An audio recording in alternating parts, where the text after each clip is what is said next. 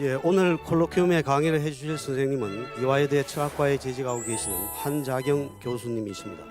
독일 프라이부르크 대학에서 칸트 철학으로 박사학위를 하시고 한국에 오셔서 계명대 철학과 교수로 계시면서도 동국대학교에서 유식학 박사를 하셨습니다. 유식불교의 세계와 자화에 대한 관계에는 존재의 신비와 인생의 비밀이 담겨 있다고 생각합니다. 유식의 일심 철학은 저희 상생문화연구소에서 추구하는 천지일심을 중심으로 천지인이 크게 하나로 융합되는 태일인간과도 밀접한 연관성이 있을 것이라고 생각합니다. 선생님의 강의에 경청해 주시기 바랍니다.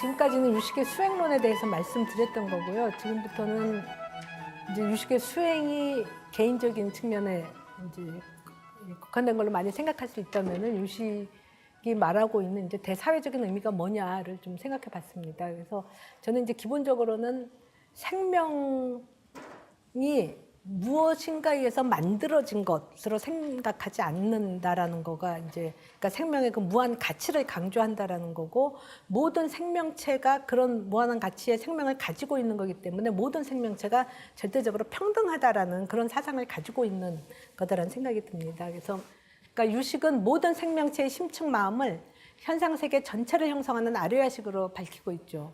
우리가 같은 하나의 기세관을 공유할 수 있는 것은 그 기세관을 형성하는 심층 아뢰야식이 서로 다르지 않은 하나의 마음, 일심이기 때문인 거죠. 이처럼 일체 중생은 현상적으로는 서로 다른 각각의 온으로 존재하지만 근본에 있어서는 서로 다르지 않은 하나의 마음이다라는 것이 이제 유식이 강조하고자 하는 바가 아닐까 생각합니다. 이처럼 모든 인간뿐만이 아니라 불교에서는 이제 모든 생명체를 다 마찬가지의 그런 그 가치가 있는 걸로 보기 때문에 모든 생명체가 근본에 있어서는 동일한 가치라는 것, 절대 평등의 존재라는 것을 말해줍니다. 그러니까 인간은 표층에서는 전체의 일부분으로 존재할 뿐이지만 심층에서는 모든 인간이 부분이면서 곧 전체이고 개별자이면서 곧 전체다라고 말할 수 있을 테고요. 일이면서 곧 다이기에 심층에서는 뭐 앞에서도 몇 번 말씀드렸던 것처럼 일즉다, 다즉일이 성립한다라고 볼 수 있겠죠. 이제 이런 것들은 뭐 월인천강의 비유는 하나의 달이 1000개의 강에 다 들어가 있다. 이 월인천강의 비유는 뭐 불교에서도 사용되는 거지만 이제 성리학의 유학에서도 그대로 가지고 와서 월인천강의 비유는 계속 이야기를 하죠. 각각의 체세포가 몸 전체의 생명을 담고 있으므로 이제 체세포 복제가 가능하다는 거. 그 프랙탈 무늬가 전체가 하나의 무늬가 되지만 그 부분을 보면 또 똑같은 무늬가 있는 게 이제 프랙탈 무늬지 않습니까? 이런 식으로 이제 일즉다, 다즉일이 성립하게 되는 거를 여러 곳에서 우리가 찾아볼 수 있겠죠. 예. 두 번째는 이제 그런 절대 평등의 생명체들이 함께 사는데 이제 그거를 이제 공생이라는 개념으로 생각해 봤습니다. 그러니까 불교에서는 공업을 이야기하는데 예, 불교는 처음부터 업과 보는 있지만 업짓는 자는 있지 않다라고 이야기를 하죠. 그러니까 유업본 무작자인 거죠. 작자가 따로 있지 않다. 이제 앞에서 말씀드렸던 것처럼 생각의 현상이 있을 때 누가 생각하냐. 그래서 개별적인 내가, 사유하는 주체를 위해서 내가 생각한다 이게 아니라 무엇을 연으로 해서 생각이 일어나는가. 근데 이 연이 되는 거가 나의 느낌일 수도 있고 뭐 여러 가지 중연이 화합해서 이런 생각이 일어난다라는 식으로 이야기하면서 이제 무아를 강조를 하고 일체가 연기로 상관성 안에 있다는 말이 되겠죠. 그러니까 무아이기 때문에 모든 업은 개별 자아인 내가 단독으로 짓는 것이 아니라 모두가 하나로 어우러져서 함께 짓는 거다. 그런 의미에서 이제 공업이다. 모든 업은 공업이다라고 말할 수 있겠죠. 그러니까 개별 자아가 홀로 고립되어서 단독으로 짓는 업은 없다라고 말할 수 있을 것 같습니다. 이제 공업이라는 개념은 뭐 불교에서 뭐 유식에서 이제 흔히 나오는 얘기인데 그 공업에 덧붙여서 이제 공보라고 제가 생각을 해봤습니다. 이 말씀은 이제 업이 공업이라는 것은 곧 그 업의 결과인 보 또한 공보라고 말할 수 있지 않을까 생각합니다.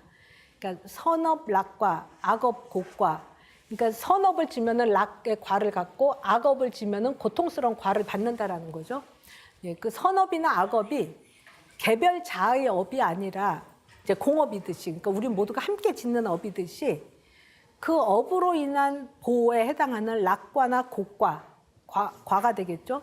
그러니까 보가 되겠죠. 그것 또한 개별 자 각각에게 돌아갈 각 개인의 보가 아니라 사실은 우리 모두가 함께 누리고 함께 짊어져야 할 공동의 보다라는 의미에서 이제 공보다 이렇게 이야기할 수 있지 않을까 생각합니다.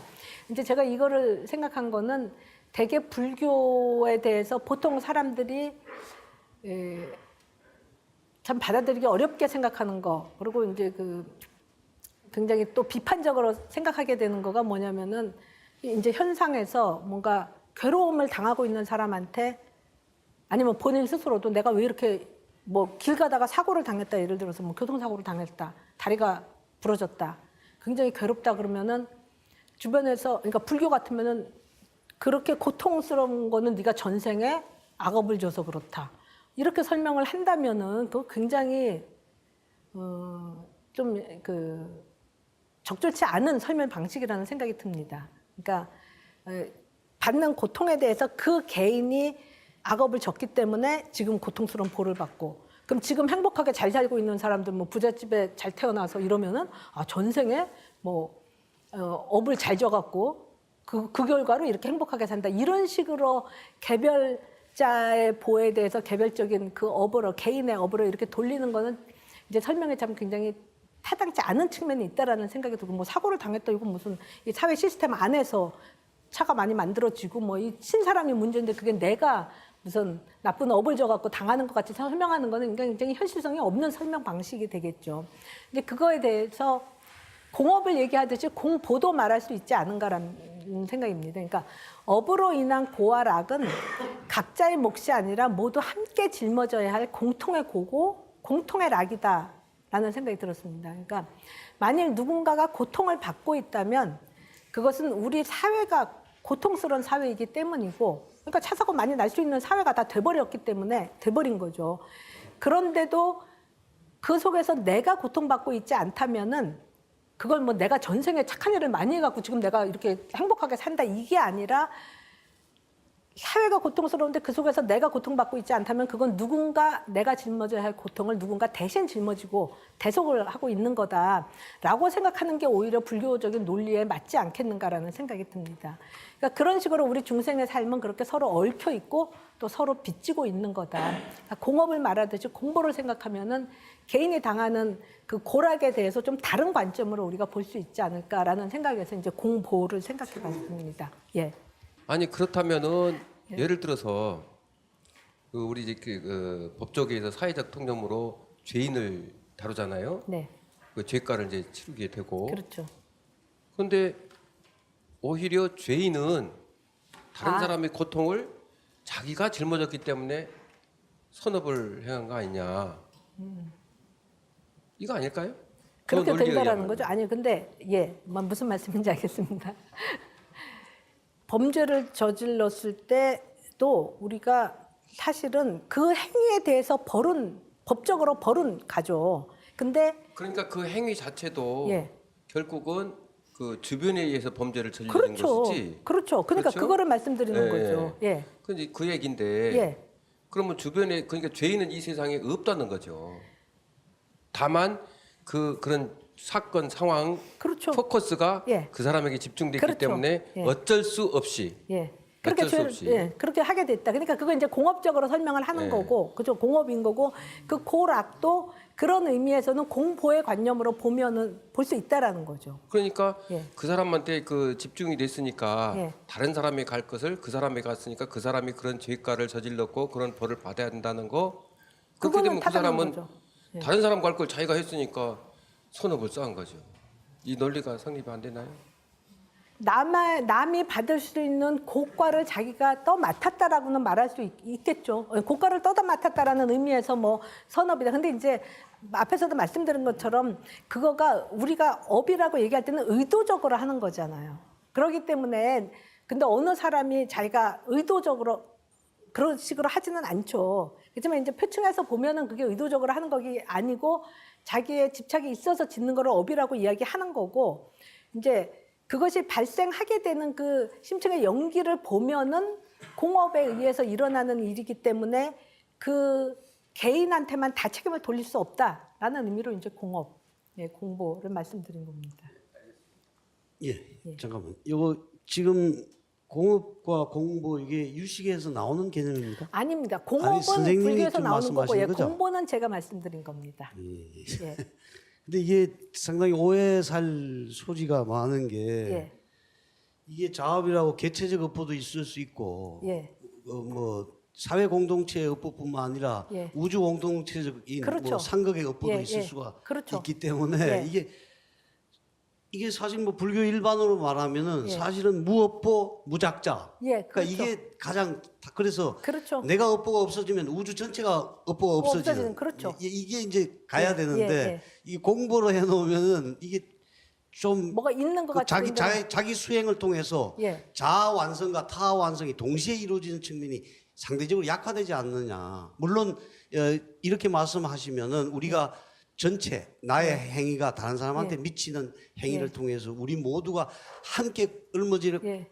공동으로 예. 책임져야 된다는 측면은 좋은데 예. 이게 불교가 원하는 나의 수행을 통해서 막바로 세계가 바로 화엄의 세계로 변화되는 이런 예. 측면에 대한 이해가 약화될 수 있다는 측면에서 조심스럽게 질문을 드립니다. 근데 공업을 말하는데 공보를 함께 말한다고 해서 수행의 측면이 없어지지는 않을 것 예, 같아요. 그거는 맞는데 예, 예, 개체의 예. 자아 완성이 막바로 사회 우주 공동체에서 이 완성의 측면이 상대적으로 약화될 수 있다는 거죠. 그러니까 왜 약화가 되죠? 공업 공보를 이야기한다고 해서. 예, 그거는 뭐냐면은 자기 수양을 통해서 자기가 완전히 완성되면 예. 자타까지도 자리 이타까지 동시에 네, 해주는 되죠. 측면이 예. 이타의 측면이 예, 있는 약화되는 거죠. 거죠. 고락이 그러니까 제가 말씀드리는 거는 타인이 느끼는 고가 내가 이제 개별적으로 나가 있다라고 생각하면 저 사람의 고통이 나랑 아무 상관이 없는 거지만 이 고를 내가 같이 공감을 하게 되면은 마찬가지인 거죠. 그러니까 내가 수행을 하면서 락을 확장시켜서 사회로 퍼뜨릴 수도 있는 거고 남의 고를 내 고로 받아들이면서 그 고를 없앨 수도 있는 거고 그런 거기 때문에 예. 같은 얘기인데 강조점이 이제 달라질 수 있다는 거죠. 예, 예. 예.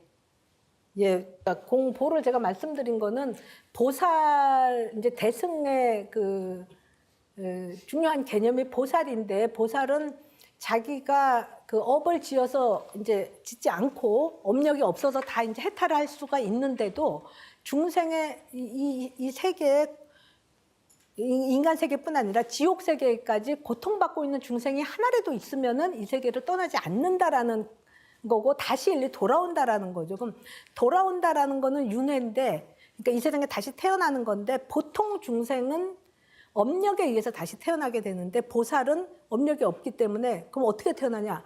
원력에 의해서 태어난다라고 얘기합니다. 발할 원자 써서. 그러니까 중생을 구제한다라는 원을 세웠기 때문에 그 원력에 의해서 태어나는 거죠. 그러면은 중생을 위해서 고통을, 그러니까 지옥 중생이 한 명이라도 고통받고 있으면은 그 고통을 덜어주기 위해서 태어나서 그 고통을 이제 뭐 동사업 이렇게 같이 이 공감을 하면서 이제 구제를 하는 거죠. 그런 의미로 그 보살 정신에 입각해서 봤을 때도 태어나면은 그 보살이 이 세상에 업력이 아니라 원력으로 태어나면은 중생의 고통을 같이 공감하기 때문에 각각의 중생에 대해서 이 사람이 업력에 의해서 윤회한 거냐, 원력에 의해서 다른 사람의 고통을 대속하기 위해서 태어난 보살이냐, 이거는 아무도 모른다라는 거죠.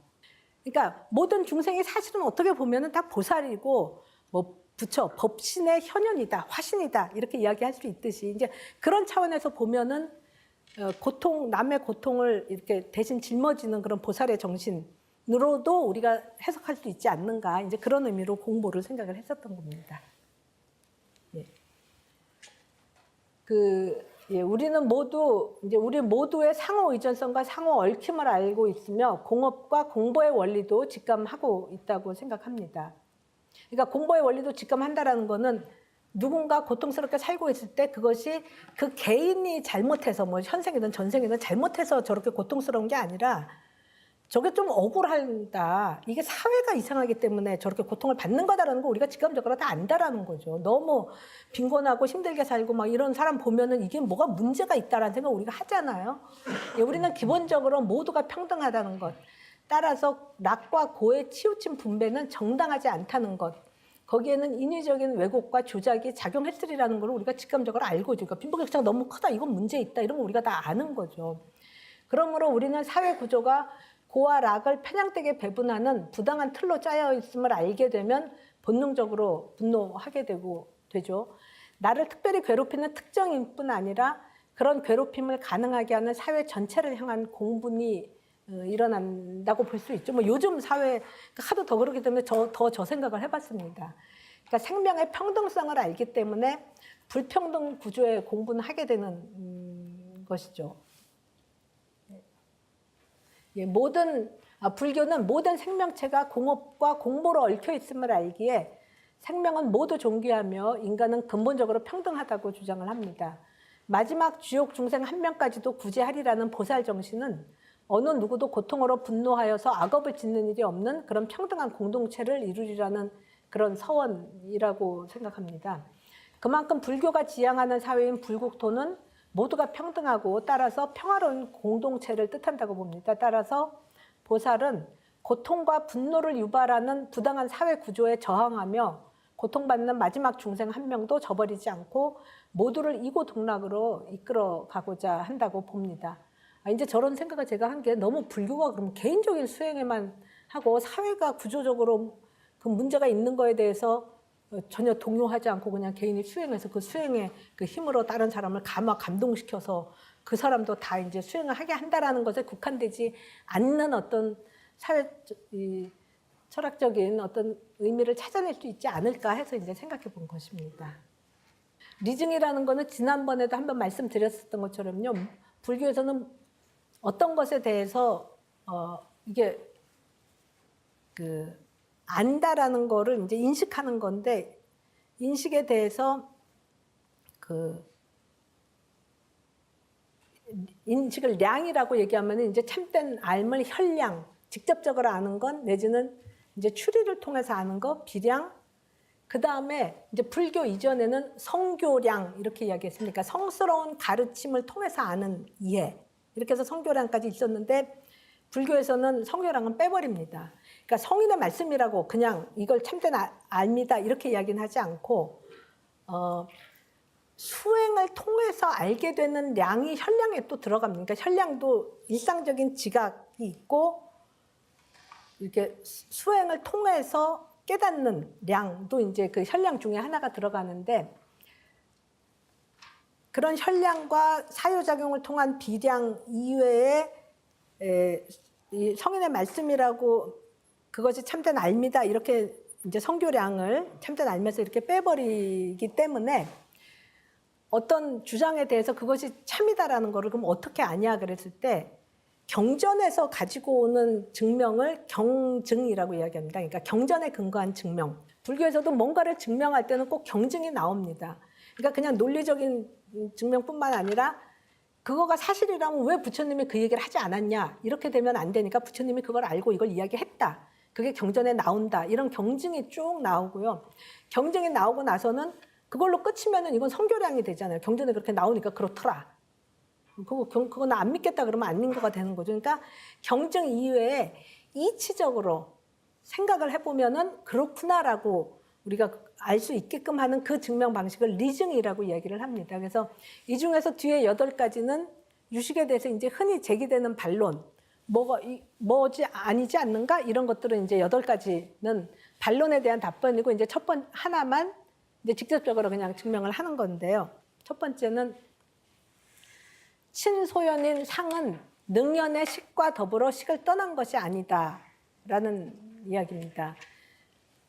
이거는 이제 밑에 설명처럼 식이 반연하는 대상은 식의 소변인 견분과 상분 중에 후자로서 식을 떠난 것이 아니다. 그러니까 이제 그 말씀은 안식은 자신을 떠나지 않는 색경만을 반연하고 이제 이식은 자신을 떠나지 않는 성경만을 반연한다라는 이야기인데 이 말은 우리가 색깔이라고 얘기할 때는 눈이 있어서 색깔을 볼 수 있는 그 안근이 있어야지 색깔을 우리가 보게 되겠죠. 그러니까 그리고 소리가 있으려면은 그러니까 바닷물이 철썩철썩 하는데 그 소리 듣는 자가 없다면 그걸 소리가 있다라고 할 수 있겠는가 생각해 보면 좀 글쎄 이럴 수 있잖아요. 그러니까 소리라는 거는 그러니까 들려진 소리는 듣는 이근이 있어야지 들려진 소리가 있다라는 거죠. 그러니까 근을 떠난 경은 없다라는 거죠. 그러니까 근과 경이 이렇게 맞물려 있기 때문에 그러니까 경은 이제 유식 무경할 때 경이 대상이 되는데 이제 상분의 경에 해당하죠. 이 경이 그 경을 인식하는 식을 떠나서는 있지 않다라는 거죠. 일체식은 자신을 떠나지 않은 법을 반영한다. 그러므로 대상은 식을 떠난 것이 아니다. 이런 식으로 이제 그 유식을 증명을 하는 거죠. 이제 그렇게 유식을 이야기를 해도 사람들이 이제 우리가 흔히 이제 유식이 정말 그게 맞는 소린가 이렇게 질문을 하게 되는 그런 질문 이제 8가지인데요. 이제 첫 번째는 만약에 오직 내적 식이 외경과 같이 일어난 것이라면 어째서 세간의 유정과 무정무를 보니까 이제 살아있는 것과 살아있지 않은 것들을 보는 데 있어서 처와 시가 정해져 있고 신과 용은 정해져 있지 않게 전전하는가? 이 질문입니다. 이거 이제 질문을 보면은 처가 정해져 있다라는 것이 이게 마음이 만들어내는 거라면은 어째서 대장이 특정한 곳에서만 나오냐? 내가 이 사람을 여기 내 마음이 만들어내면 이 사람 여기서 보고 내가 마음으로 이 사람 또 만들어야지 그럼 여기서도 보고 딱 돌아서서 여기서도 보고 이래야 되는데 그러지 않고 특정한 장소에 딱 사물이 나타나고 사람이 나타나고 그러니까 특정한 장소에만 나타나고 또 특정한 시간에만 나타난다는 거는 내 마음과 상관없이 특정한 시공간에 그 사물이 있기 때문에 그런 거 아니냐. 그러니까 마음 바깥에 있는 거 아니냐라는 질문이 되겠죠. 그게 이제 두 번째. 첫 번째가 시간이 정해져 있다라는 거죠. 특정한 곳에 나타난다. 세 번째는 이게 마음이 만든 거라면은 나한테만 딱 나타나야 되는데 내 마음이 만들었으면 나한테만 딱 나타나야 되는데 특정한 유정만이 아니라 불특정한 다조의 유성이 다 함께 본다. 이게 내 마음에 맞는 거면 나만 이거 봐야 되는데 다 보이시잖아요. 다 보시죠. 그죠? 불특정한 다수가 다 이걸 본다는 거는 이게 마음이 아니라 본래 여기 있으니까 다 보는 거 아니냐. 이게 유식 비판할 때 항상 나오는 거죠. 네 마음이 만든 거면 너만 봐야지 왜 남들 다 보냐. 그러니까 이건 객관적으로 있는 거 아니냐. 이런 반론이 되겠죠. 그리고 용은 정해져 있지 신과 용이 정해져 있지 않게 전전하는가. 이 네 번째는 대상이 작용력이 있다는 거죠. 작용력이 있다는 것은 대상이 내 마음의 변현이 아니라 내 마음 바깥에 실제한다는 것을 말해주는 것이 아니냐. 예, 이 말씀은 내 마음이 만든 거라면은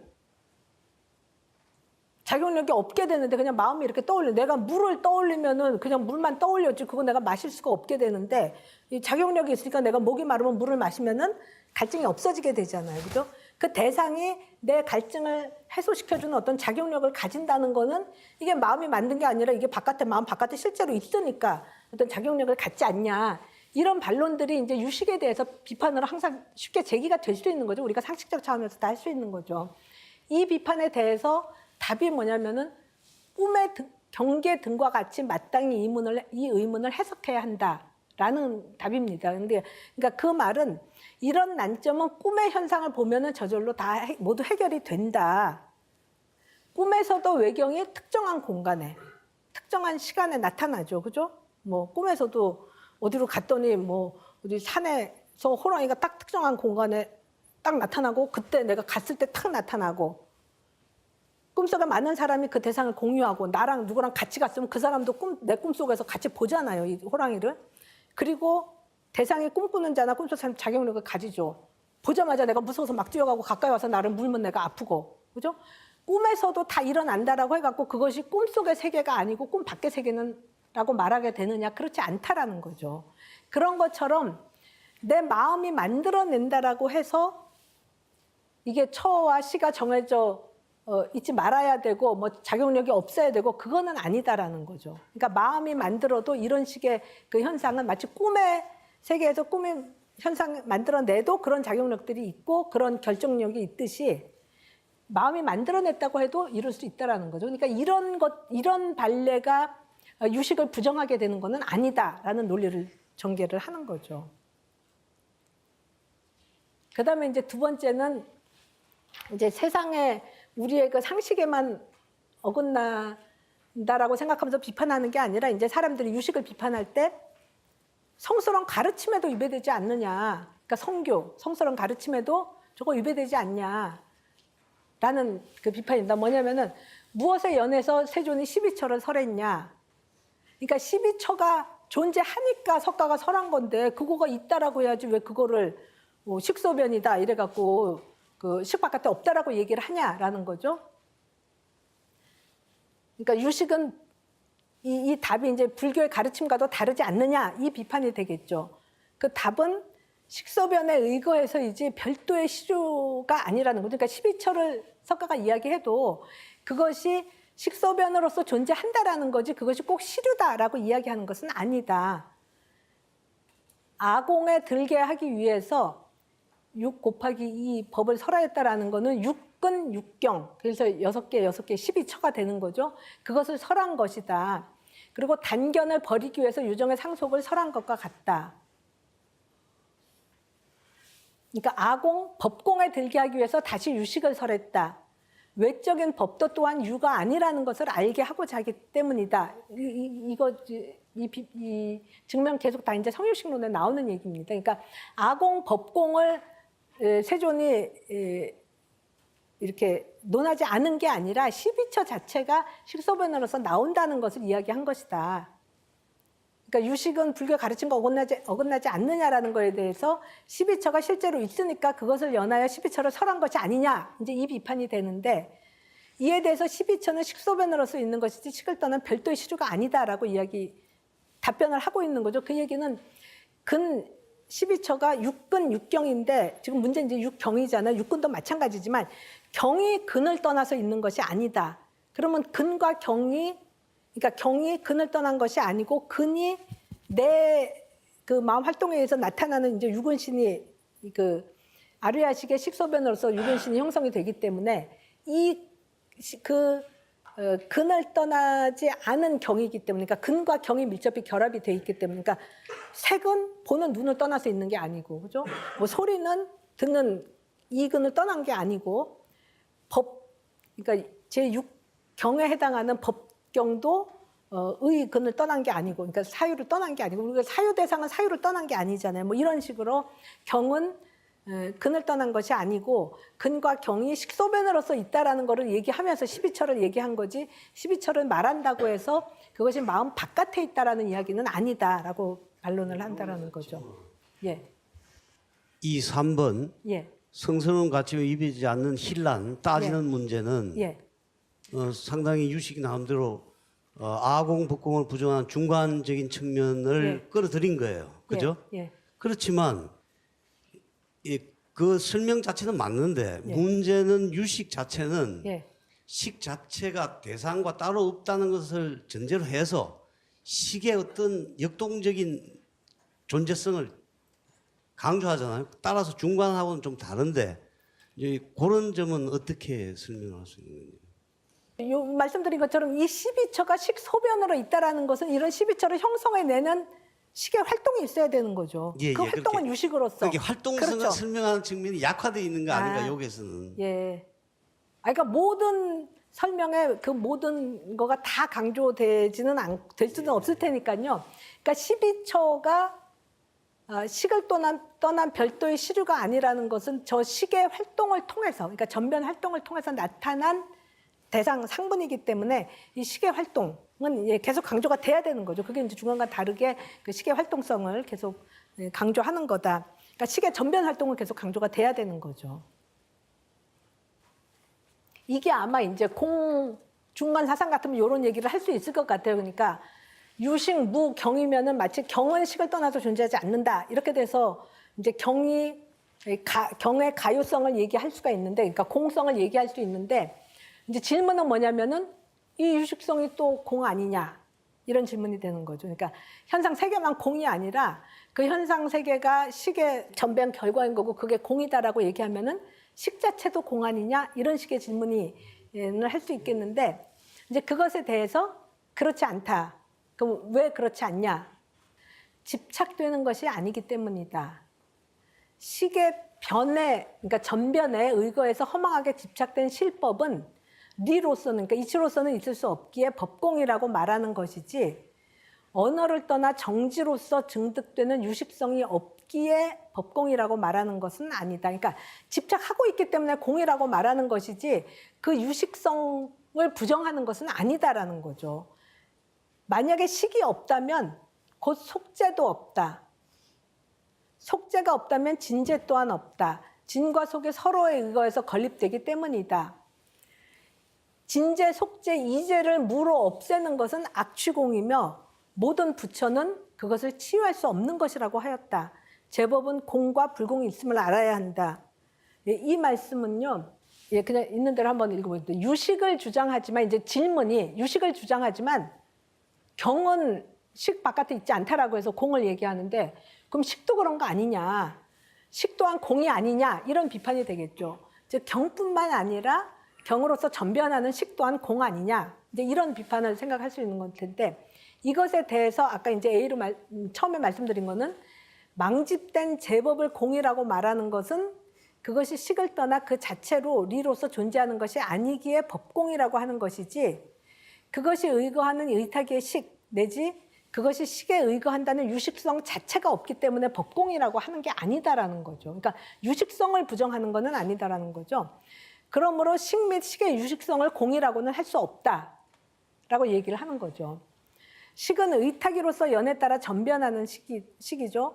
의탁의 식소변으로서 현상 세계가 현현하며 이것이 우리가 그 안에 사는 세계인 속죄가 되는 거죠.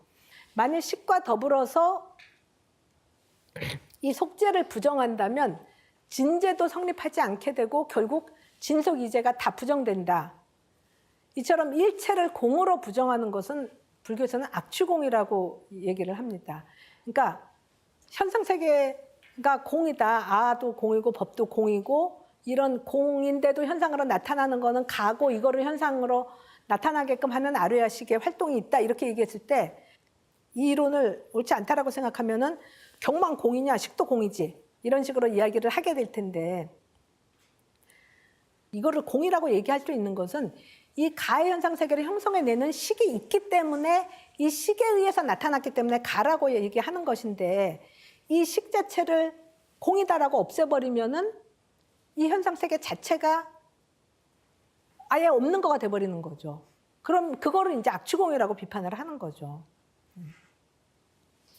악취공은 이건 아무도 말릴 수 없는 거다. 뭐 이런 식으로 얘기를 합니다. 그러니까 모든 거를 다 그러니까 이 악취공이라는 거는 마치 모든 건 상대적이다 그러면은 그 말도 상대적이야라고 얘기함으로써 전체를 다 부정해 버리는 거. 그러면 사실 모든 것이 상대적이다라는 것 자체가 없어져 버리게 되는 거죠. 그 말 자체는 그 명제로서 부정된 모든 것 바깥에 있어야 되잖아요. 이거 아마 중간에서 그런 역설 설명 나왔었을 것 같아요. 그러니까 이 모든 것, 상대적인 모든 것을 놓고 모든 것이 상대적이다라고 말할 수 있으려면은 그 상대적인 것을 넘어서는 한 시점에서 봐야지 이게 상대적인 거를 볼 수가 있는 거죠. 근데 모든 것은 상대적이다라고 주장을 하기 때문에 그것도 상대적이잖아. 이렇게 다시 얘기를 해버리면은 악취공에 빠진다라는 그 논리가 되는 거죠. 그러니까 식이 전변해서 현상세계를 만들어내면서 이게 가인데 이게 가이고 공이듯이 이것도 공 아니냐 그렇게 얘기하면은 아무것도 안 남기는 식으로 되는 거를 이제 악취공이다라고 얘기를 하는 거죠. 이것도 뭐 어떤 의미로는 이제 상식적인 차원에서 우리가 흔히 유식에 대해서 이제 제기할 수 있는 반론인 거죠. 어떤 정신적인 거는 그래 마음이 만든 거다. 뭐 평화라든가 뭐 행복이라든가 뭐 이런 거는 마음이 만든 거다. 뭐 수학적인 진리, 논리적인 거 이런 사유를 통해서 우리가 하는 거 그거 다 마음이 만든 거다. 어떤 의미로는 이제 조금은 긍정할 수 있을 텐데 물리적인 대상에 대해서는 그죠? 그러니까 오근의 대상으로 나타나는 색성, 향미, 촉에 대해서는 이거는 색으로 색법에 속하니까 이게 색으로 나타나는데 어떻게 심의 전변 결과라고 말할 수 있느냐? 색의 모습은 심이 아니지 않냐라는 그 비판을 하는 거죠. 만약 모든 색초도 또한 심을 채로 삼는다면 무엇을 연해서 색의 모습으로 사연하고, 그러니까 색의 모습으로 나타나고 한 종류로 견고히 머무르며 상속하여서 전전하는가? 그러니까 식을 채로 삼는다면 왜 색의 모습으로 나타나는가라는 거죠. 왜 색처럼 견고하게 이렇게 존재하고 그러냐라는 거에 대해서 명언 훈습이라는 것은 명언 종자를 말하는 것입니다. 그러니까 명언 훈습 과정을 거쳐서 심겨진 명언 종자의 세력으로 일어나기 때문이다라는 거죠. 그러니까 아르야식 안에, 그러니까 아르야식이라는 거는 현상에서 색의 모습, 심의 모습을 그러니까 심리적인 것, 물리적인 것을 둘 다 포괄하는 그 어떤 에너지라고 생각을 해서 이 에너지가 색의 모습으로 이렇게 전변하는 거를, 그 에너지를 색종자라고 이야기를 합니다. 그러니까 종자에도 색종자, 심종자 이렇게 있어서 색법으로 전변하는 거는 색종자, 심법으로 전변하는 거는 심종자, 뭐 이렇게 이야기를 합니다. 그래서 명언 훈습의 세력으로 일어나기 때문이고, 연법과 정법에 대해서 소위처가 되기 때문이다. 만약 이것이 없다면 전도가 없고, 그러면 자변도 없고 정법도 없을 것이다. 그러므로 제식이 또한 색처럼 나타난다. 그 아르야식 안에 훈습된 종자의 세력이 그걸 담고 있는 그 아르야식이 연법과 정법에 대해서 소위처가 된다. 그 소위처는 아르야식인 거죠.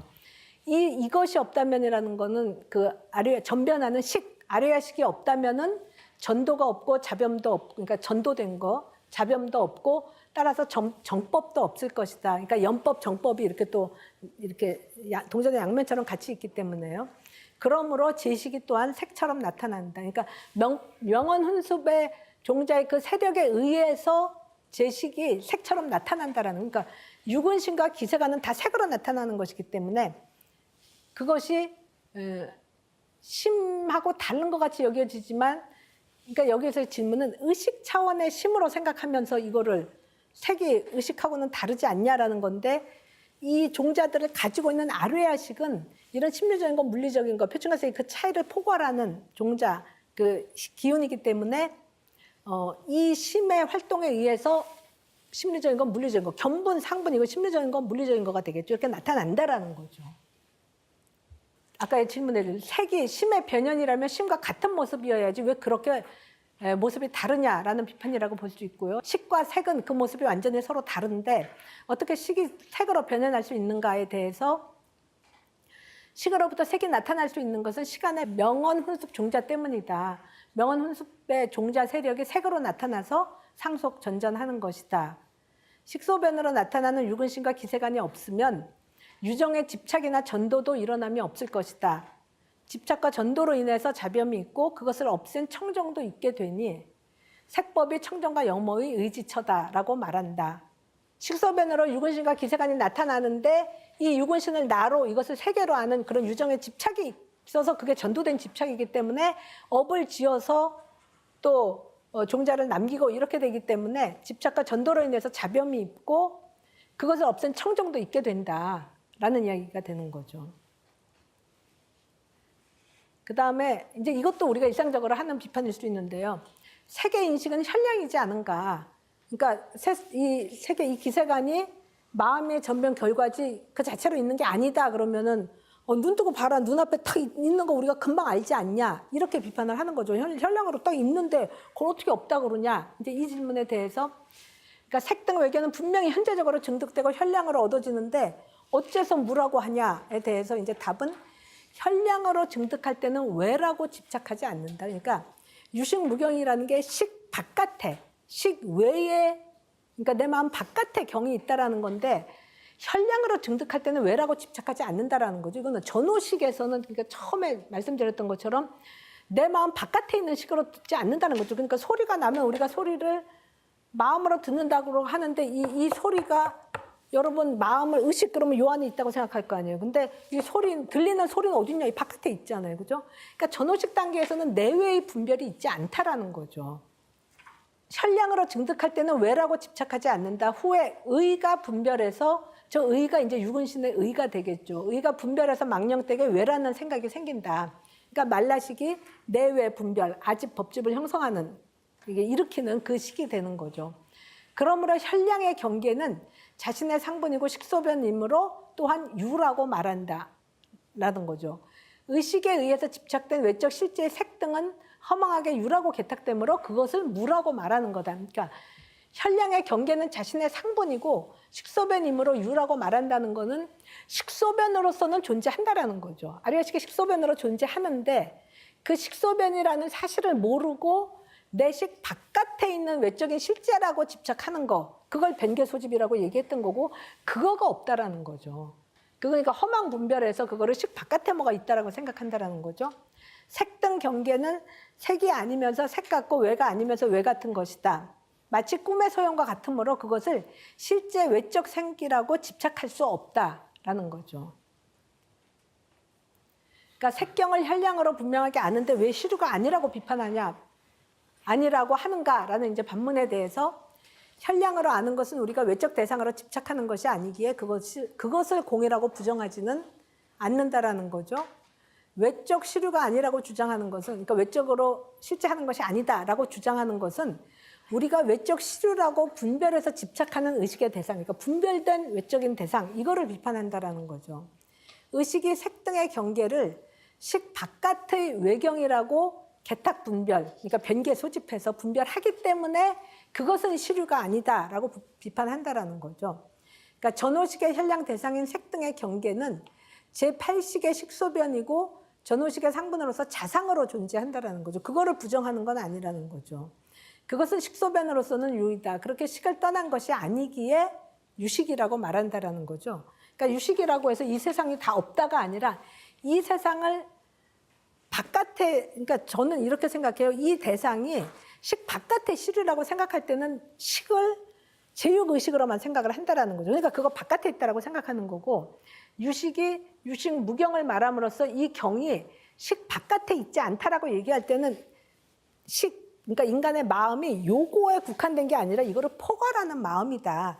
그러니까 이렇게 분별된 거는 표층의 마음이고 표층의 식인 거고, 그 표층의 나를 나로 아는 거가 이제 아집 법집이 되니까 그게 아니라 본래 인간은 심층의 이 마음이다. 그 심층 마음에 쓰면은 이게 나라고 생각하는 거랑 나 아닌 것이라고 생각하는 거를 포괄하는 거가 되잖아요. 그거를 자신의 본래 모습으로, 이제 선불교 어떤 본래 면목으로 아는 거, 그거를 계속 강조를 하는 거죠. 꿈과 각성은 서로 다르지 않은가? 이것도 이제 아까도 이제 조금 비슷한 질문이었었던 것 같아요. 이 질문이 만약 깨어있을 때 색이 모두 꿈의 경계와 같고 식을 떠나지 않는다면 꿈에서부터 깨어날 때 저것이 오직 식임을 아는 것과 같아야 하는데 어째서 깨어있을 때 자기 색경에 대해 오직 식임을 알지 못하는가? 저 말은 이거죠. 우리는 평상시에 깨어있는데 색이 식임을 왜 모르냐? 이제 이 반론인 거죠. 예. 그러니까 이거 깨면은 이게 꿈인지 알아야 되는데 왜 우리가 꿈인 줄 모르냐? 이런 질문에 대해서 답은 꿈에서 아직 깨지 않으면 스스로 알지 못하고 필히 깨어나게 돼서야 비로소 깨닫게 되는 것과 같다. 깨어있을 때 색경도 이와 같음을 알아야 된다. 그러니까 진짜로 깨지 않았기 때문에 모른다라는 거죠. 아직 진각에, 그러니까 참된 깨달음의 지위를 얻지 못하면 스스로 알지 못하고 진각에 이르렀을 때야 비로소 깨달을 수 있다. 아직 진각을 얻지 못하면 항상 꿈에 머무는 것이다. 그러므로 부처가 생사의 긴 밤이라고 이야기했다라는 거죠. 이로 인해서 아직 색경이 오직 식임을 요달하지 못한다. 저 생사의 긴 밤을 깨어나는 거가 견도뿐만 아니라 견도에서는 이렇게 머리로 이성적으로 사유의 차원에서 아 그렇겠구나라고 이제 통찰을 하는 거고, 수행을 통해서 아집, 법집 이걸 다 깨달아야지, 아공, 법공을 깨달아야지, 이게 불지에 가야지 비로소 진각을 얻는 거고 이제 비로소 궁극적으로 깨어나는 거다, 이렇게 얘기할 수 있죠. 구경에 이르러서야. 그러니까 그러기 전에는 이게 생사의 긴 밤이라는 거죠. 이로 인해서 아직 색경이 오직 식임을 요달하지 못하는 거다. 그러니까 이제 앞에 질문인 거죠. 평상시 깨어 있는데 색이 식임을 왜 모르냐라는 거에 대해서 꿈속에서는 그게 꿈인 줄 모르듯이 우리의 일상이 긴 꿈이기 때문에 그게 꿈인 줄을 모른다는 거죠. 삼계가 모두 꿈과 같이 식을 떠나지 않는다는 것. 그 점에서 생사의 긴 밤의 꿈과 같다는 것을 알아차리게 되는 것을 진각이라고 하는 거죠. 무로의 진각을 얻어야지 비로소 생사가 몽경이다. 그러니까 꿈의 대상임을 알아차리게 된다. 이렇게 답하고 있습니다. 그럼 이제 여태까지는 다 이렇게 아리아식의 전변 결과로 나타나는 유근신, 기세관 이렇게 색으로 나타나는 것들만 얘기했는데 그럼 타인에 대해서도 다 기세관 같은 존재로 보냐? 그거는 아니어야 되잖아요. 타인의 마음은 식을 떠난 것이지 않은가? 그 이야기는 내 식 이외에 다른 식은 존재한다라고 얘기해야 되지 않냐? 그럼 유식이 아니라 그 바깥에 내 식 바깥에 어떤 존재 아니냐라는 거가 되고요. 그러니까 외취타심난이 되는데 외적 색은 실제로 없어서 내 식의 경이 아닐 수 있다. 타인의 마음은 실제로 있는데 어떻게 자신의 소연이 아니란 말인가? 누가 타인의 마음이 자신의 식의 경이 아니라고 말하는가? 다만 저것이 친소연이라고 말하지 않을 뿐이다. 굉장히 간단해갖고 좀 뭔 말인가 하죠. 좀 설명 붙였습니다.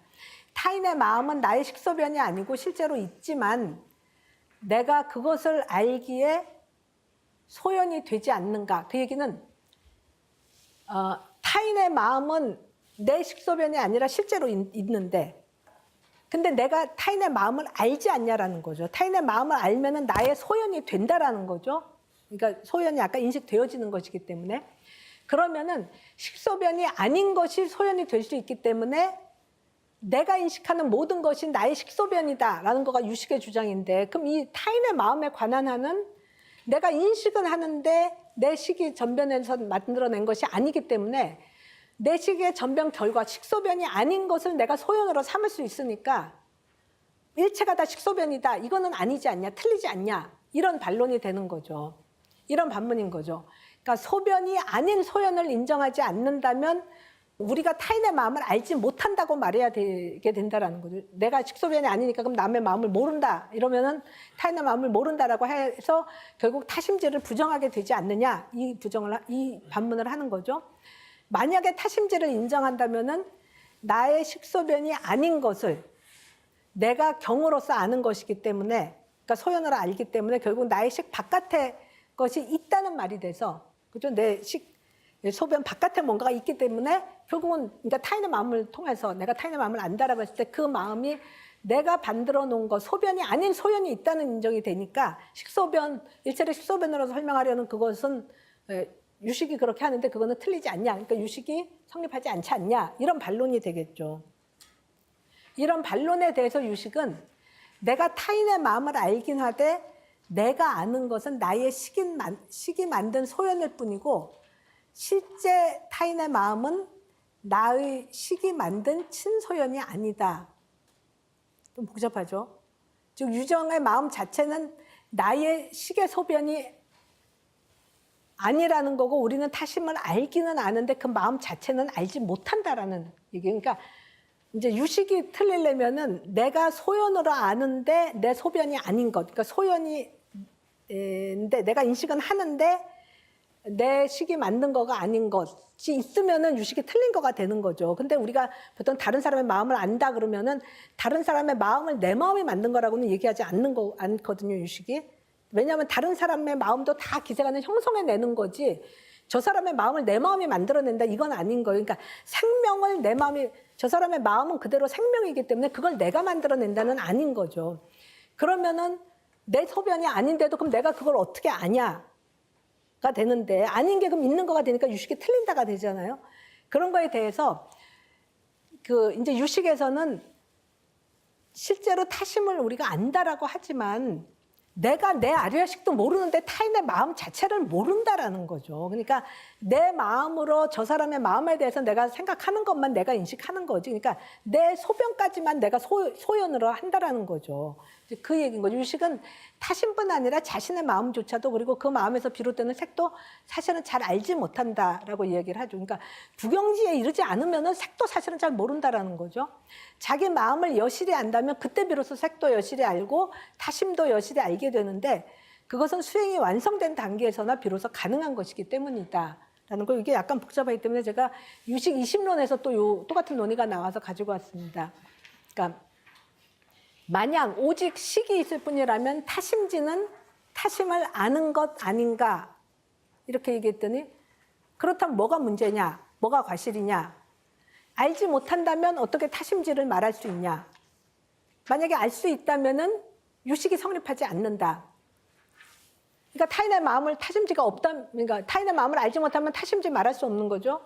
만약에 알 수 있다면은 유식이 성립하지 않는다는 거죠. 소변이 아닌 것을 내가 아는 거가 되기 때문에 내 식소변이 아닌 것을 내가 아니까 내 마음 바깥에 뭐가 있는 거가 되니까 성립하지 않는다라는 거죠.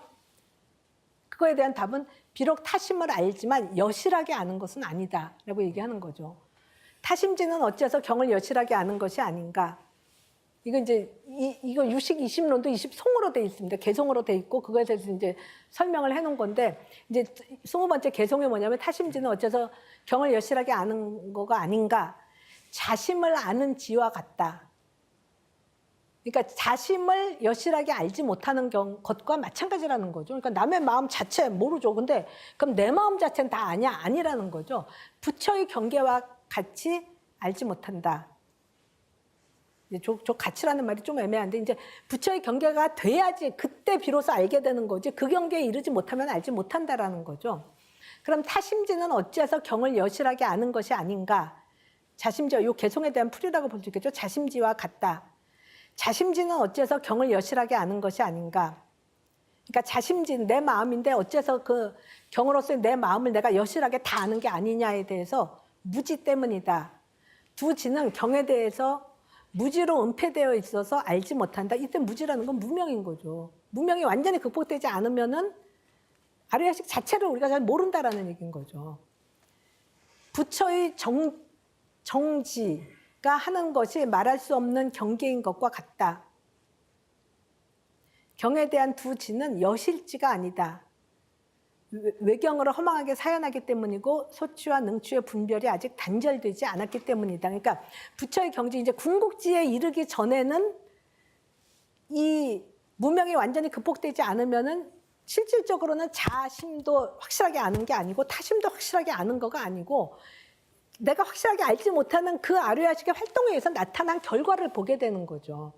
그러니까 이 수행을 통해서 아까 앞에서 이제 보살 10지에서 말씀드렸지만 7지, 8지, 9지, 10지로 가야지 비로소 이 경계로 나타나는 것들을 여실하게 아는 단계가 된다라는 거죠. 네. 그 자타의 이분법이 없는 주객 일심에 의해서만이 자타를 여실하게 알 수, 그렇죠. 각자 자기도 알고 남도 아는 거죠. 그죠? 남의 마음은 모른다 그랬을 때 뭐 그럼 내 마음은 잘하냐? 그거 아니라는 거죠. 뭐 나를 아는 만큼 남도 알고 그죠? 그 이야기인 거죠. 그러면 이제 다른 마음이 다 있다라고 얘기하니까 그죠? 내 마음뿐만 아니라 딴 마음도 다 있다고 얘기하니까 다른 경계가 있는데 왜 유식이라고 그러냐? 이러고 이제 비판을 하는 거죠. 그랬더니 그러니까 이미 다른 경이 있는데 왜 유식이라고 말하냐? 했더니 기이하다. 굳게 집착해서 닿는 곳마다 의심을 낸다. 왜 이렇게 계속 의심만 하냐? 이거죠. 유식의 가르침이 어찌 오직 하나의식만을 말하겠느냐? 이때 하나의식이라는 거 어떻게 나만 마음이 있고 모든 게 다 내 식소변이다 이거겠냐? 그렇지 않으면 어떠냐? 너는 마땅히 잘 들어라. 오직 하나의식만 있다면 어찌 시방의 범부와 성인, 존과 비, 인과 과 등의 차별이 있고 누가 누구를 위해서 설하겠는가? 어떤 법을 어떻게 구하겠는가? 라고 이야기를 하는 거니까 마음이 존재하는 이게 유식을 말한다고 해서 모든 게 식소변이다. 내 마음이 식소변이다 그랬건 내 마음만 있다가 아니라 내 마음이 있고 이게 이제 자타 분별을 넘어가니까 그 자리가 내 마음이고 그대로 타인의 마음이고 모든 생명체의 마음은 다 인정한다라는 거죠.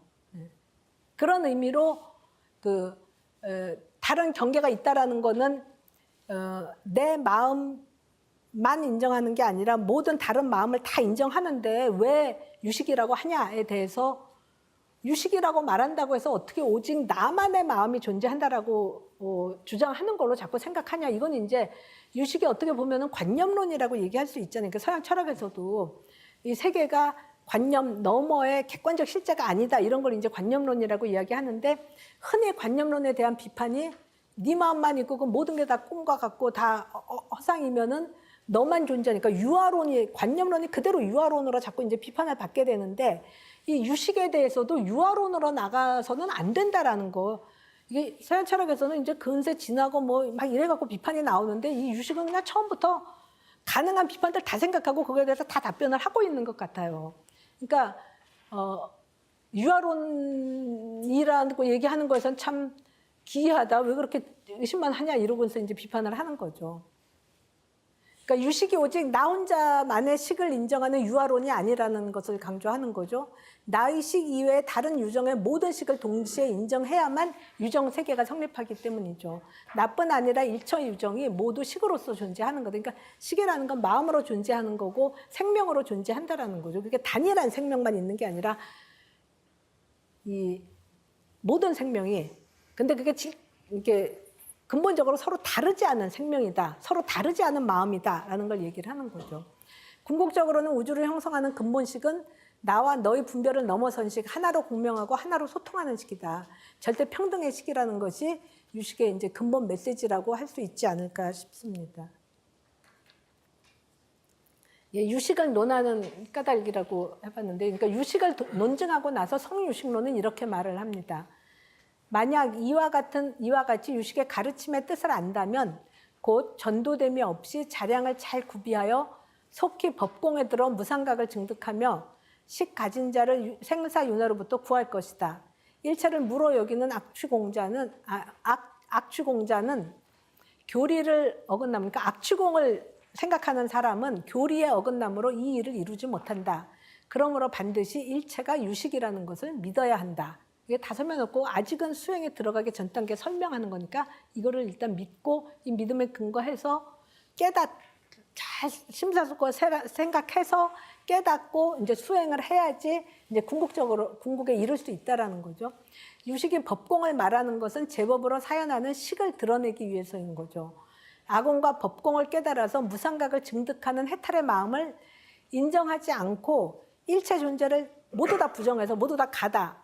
현상만 가냐? 그 현상을 인식하는 식도 공이다. 이래 갖고서는 일체를 다 부정해서 악취공에 빠지는 거를 굉장히 경계하고 있는 거고 유식의 관점에서 보면은 중관이 아직 유식에 이르기 전에 중관이 그냥 일체 공으로서만 계속 강조를 하는 거에 대해서 그건 악취공이다. 이러고 이제 비판을 하는 거죠. 예, 이거는 여러분이 지겹도록 많이 본 도표죠. 예, 그러니까 현상세계 너머에 이런 식으로 전변해내는 이 식이 있다라는 거. 이게 단지 내 마음이 아니라 이 존재의 마음이기도 하고 저 존재의 마음이기도 하고 모든 생명체의 마음이다라는 것을 이제 이야기하고 있는 거죠. 이게 마지막인 것 같습니다. 예, 감사합니다.